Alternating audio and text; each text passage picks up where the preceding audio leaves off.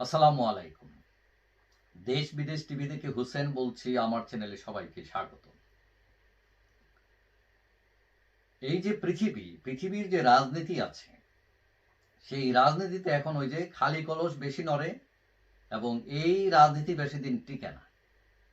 আপনাদের মনে আছে যে ইরাকের সাদ্দাম হোসেন, লিবিয়ার গাদ্দাফি, এরা কিন্তু প্রতিদিনই আমেরিকা ধ্বংস করে দেব, হ্যাঁ আমেরিকাকে ফেলে দিব, এই ধরনের হুঙ্কার টুঙ্কার দিয়ে আসছিল।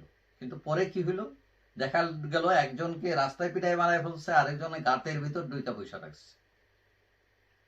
এখন কথা হলো, আপনি যুদ্ধ করলে আপনি সমানে সমান হইতে হয়, নাইলে আপনি পারবেন না, নাইলে আপনার হুঙ্কার এটা হাস্যকর হয়ে যায়। এখন আমাদের যে বৈষম্য বিরোধীরা নাগরিক পার্টি, তারা হয়ে গেছেন ওই সাদ্দামের মতো, গাদ্দাফির মতো, আর আমেরিকারে তারা হুঙ্কার মারতেছে। এখন আমেরিকাকে, বাংলাদেশের রাজনীতিতে আমেরিকা হয়েছে কিন্তু আওয়ামী লীগ বিএনপি, এদের সাথে কিন্তু আপনি চোখ গরম করে খুব একটা লাভ হবে না, ফায়দা হবে না। এখন আরেক আমেরিকা আছে, সেটা হলো সেনাবাহিনী।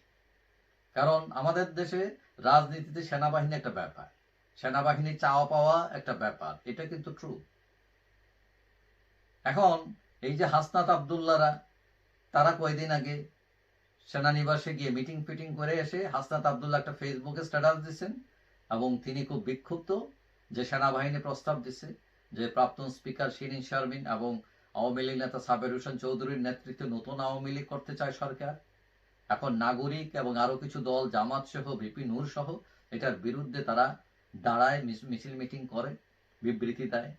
কিন্তু বিএনপি আবার পজিটিভ।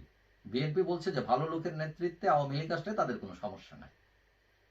এখন সেনাপ্রধান তাদেরকে যেটা বোঝাতে চাইলেন সেটা হলো যে যারা ফৌজদারি মামলায় অভিযুক্ত নয়, দোষী নয়, ক্লিন ইমেজে, তাদের নেতৃত্বে আওয়ামী লীগ নির্বাচনে হয়, সেই নির্বাচন প্রতিযোগিতামূলক হবে, মানুষের কাছে গ্রহণযোগ্য হবে, আন্তর্জাতিক লেভেলে গ্রহণযোগ্য হবে, এটা প্রশ্নবিদ্ধ হবে না।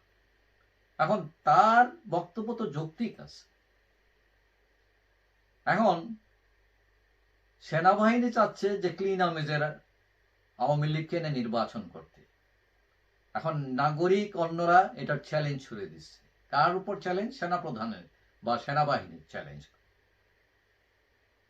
এখন তারা এটাও অভিযোগ করছে, এই বৈষম্য বিরোধীরা, যে সেনাবাহিনী রাজনীতিতে হস্তক্ষেপ করতেছে ইত্যাদি ইত্যাদি, এটা তাদের কাজ না।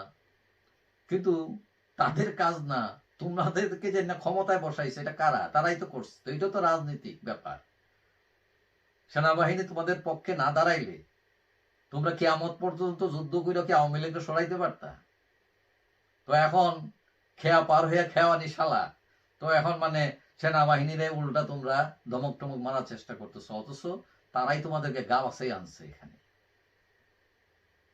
এবং এইটাও তারা ভুলে গেছে যে আওয়ামী লীগ এদেশের বড় একটি দল, তাকে চোখ রাঙাইলে কোনো একটা লাভ হবে না। তো এখন সেনাবাহিনী একটা চ্যালেঞ্জের মুখে পড়েছে এই নাগরিকদের, জামাতের বিপক্ষে। এখন প্রশ্ন উঠেছে যে এই চ্যালেঞ্জ হচ্ছে যে নির্বাচনে আওয়ামী লীগকে রাখা না রাখা। এখন আওয়ামী লীগকে নির্বাচনে রাখার পক্ষে সেনাবাহিনী, আওয়ামী লীগকে নির্বাচনে রাখার পক্ষে বিএনপি, খুদ সরকার। কিন্তু এই যে বিপক্ষে যারা, এই ছাত্ররা এবং জামাতের ইন্ধনে তারা যে দৌড়াদৌড়ি করতেছে, এখন তারা জয়ী হয় না সেনাবাহিনী জয়ী হয়, এটা এখন চ্যালেঞ্জের মুখে। এখন প্রশ্ন উঠেছে যে আওয়ামী লীগ ইস্যুতে সেনাবাহিনী সারেন্ডার করবে নাকি নাগরিকরা করবে। আমার ধারণা নাগরিকদের পরাজয়ের সম্ভাবনা 90% এই ইস্যুতে। দেশের বৃহত্তম দল বিএনপি সেনাবাহিনীর সাথে একমত, খুদ সরকার। সুতরাং পোলাপাইনরা আওয়ামী লীগ বিষয়ক লাল ইমোশন যে দেখাচ্ছে, এই ইমোশন মাঠেই মারা যেতে পারে এবং এটাকে উপলব্ধি করে তাদের নতুন রাজনৈতিক বন্দোবস্ত আইসিইউতে চলে যেতে পারে।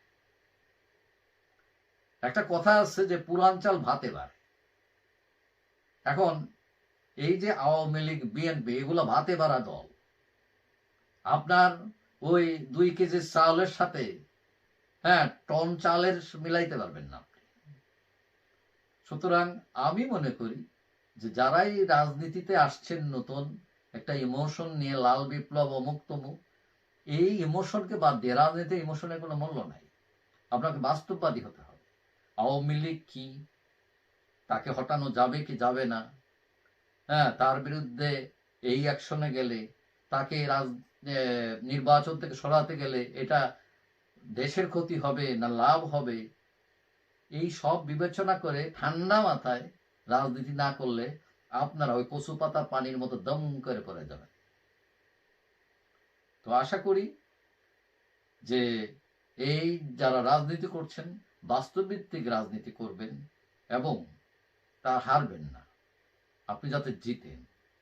এবং এক সময় এই যে সেনাবাহিনী যে প্রস্তাব দিয়েছে, হয়তো এক সময় ওই প্রস্তাবে আপনাকে ঘুরে ফিরে আসতে হবে। ওই যে গাদায় পানি খায় গোলা করে খায়, ওই গোলা করে খাইতে যাবেন না। যাই হোক, সবাই ভালো থাকবেন। আশা করি দেখা হবে অন্য কোনো ভিডিওতে ইনশাআল্লাহ। আল্লাহ।